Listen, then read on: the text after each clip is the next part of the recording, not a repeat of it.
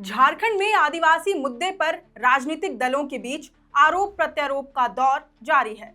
पक्ष हो या विपक्ष, दोनों ही खुद को राज्य के आदिवासियों का सबसे बड़ा हितैषी साबित करने में जुटे हुए हैं। सत्ता पक्ष सरना धर्म कोड का मुद्दा उठा रहा है, वहीं विपक्ष शराब नीति में आदिवासी महिलाओं को प्राथमिकता देने को मुद्दा बना रहा है।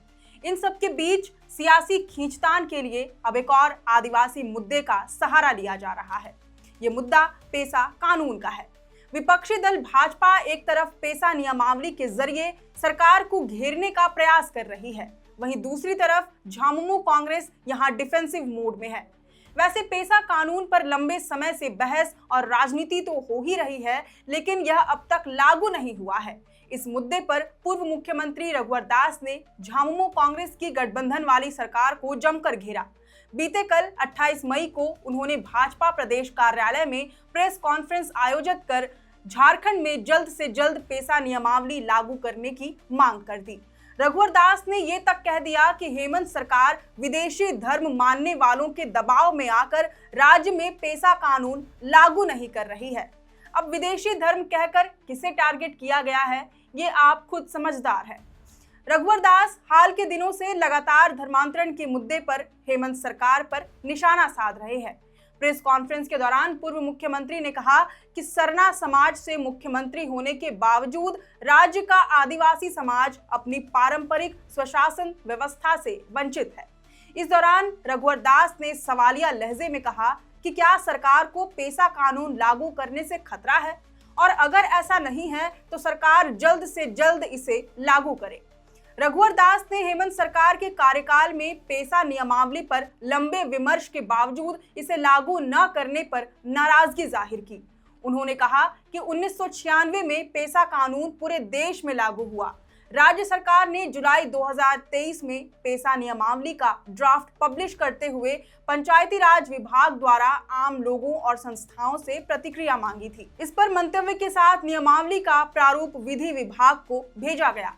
महाधिवक्ता ने 22 मार्च 2024 को नियमावली प्रारूप पर अपनी सहमति दी और कहा कि नियमावली को सुप्रीम कोर्ट और हाई कोर्ट के न्यायिक आदेशों के अनुरूप बनाया गया है। इतना ही नहीं, क्षेत्रीय सम्मेलन में भी पेसा प्रारूप नियमावली पर सहमति बनी। हेमंत सरकार के कार्यकाल को 5.5 साल हो गए, लेकिन अभी तक ये कानून अमल में नहीं आया। रघुवर दास ने अप्रत्यक्ष रूप से ये तक कह दिया कि सरकार विदेशी धर्म और माफियाओं के प्रभाव में आकर पेसा कानून लागू नहीं कर रही है। बकौल रघुवर दास, विदेशी धर्म को मानने वाले नहीं चाहते कि पेसा कानून राज्य में लागू हो। इस वजह से वे लगातार भ्रम फैला रहे हैं। इन लोगों ने समिति बनाकर 2010 से 2017 तक पेसा कानून को चुनौती दी।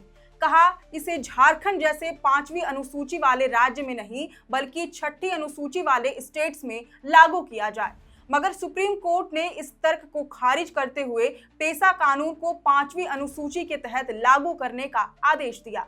कहा कि पेसा कानून लागू होने से 112 अनुसूचित प्रखंडों में सारी योजनाओं का अधिकार आदिवासी समाज के पारंपरिक प्रधान को मिल जाएंगे। लघु खनिज, बालू, पत्थर पर उनका अधिकार होगा। इस कारण से बालू पत्थर माफिया सिंडिकेट भी इसे लागू नहीं होने देना चाहता। आखिर में रघुवर दास ने हेमंत सोरेन सरकार से अविलंब पेसा कानून को कैबिनेट से पारित कराकर लागू कराने की मांग की। वहीं दूसरी तरफ झामुमो ने पलटवार करते हुए कहा कि रघुवर दास ने खुद अपने कार्यकाल में पेसा नियमावली को लागू क्यों नहीं किया।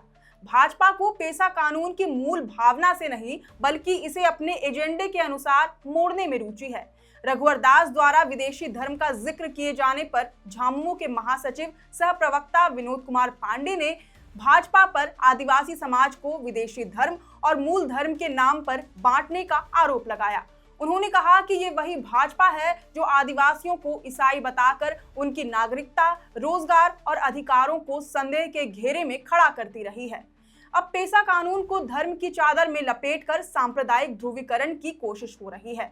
झामुमो प्रवक्ता ने कहा कि हेमंत सरकार पेसा नियमावली को लेकर गंभीरता से काम कर रही है और तमाम वैधानिक प्रक्रियाएं पूरी होने के बाद अब अंतिम स्तर पर इसकी प्रक्रिया जारी है। यानी कुल मिलाकर एक बार फिर से पेसा कानून राजनीति का शिकार होता नजर आ रहा है। विपक्षी दल भाजपा इसके लागू न होने के पीछे विदेशी धर्म, माफियाओं के प्रभाव और सरकार की मंशा को कारण बताती है, तो वहीं पेसा कानून अब तक लागू क्यों नहीं हुआ, इसके जवाब में सत्तारूढ़ झामुमो विपक्षी पार्टी से ही सवाल कर देती है कि रघुवर दास ने अपने समय में इसे लागू क्यों नहीं किया। इसी तरह आरोप प्रत्यारोप का दौर फिलहाल जारी है, लेकिन मूल सवाल अब भी वही है कि झारखंड में आखिर पेसा कानून कब तक लागू होगा। क्या हेमंत सोरेन के दूसरे कार्यकाल में यह कानून अमल में आएगा या फिर केवल राजनीतिकरण तक ही सीमित रह जाएगा? अब इस पर आपकी क्या राय है, ये हमें कमेंट करके जरूर बताएं। अगर आपको ये वीडियो पसंद आया हो तो इसे जरूर से लाइक और शेयर करें। हमारे चैनल लोकतंत्र 19 को फेसबुक पर फॉलो और यूट्यूब पर सब्सक्राइब करना न भूलें। फिलहाल लेते हैं अलविदा। जोहार।